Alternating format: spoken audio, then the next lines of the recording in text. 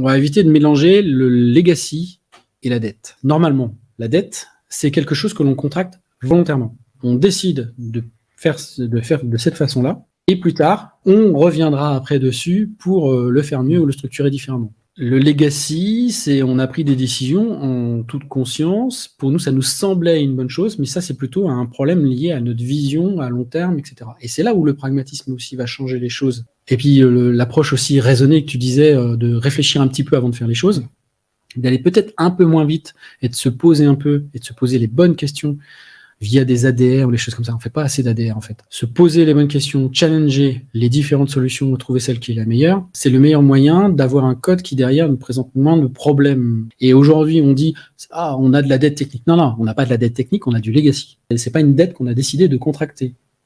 On l'a fait en toute conscience. On a cramé du fric. Et aujourd'hui, on se dit « Ah bah zut, on n'a plus de sous ». Donc là, il faut qu'on refasse. Voilà. La dette technique, c'est quelque chose qui existe et je pense qu'on a tendance à confondre un peu les deux, entre ce que nous on appelle le legacy et la dette qui est quelque chose qu'on a fait en toute conscience, que l'on va rembourser.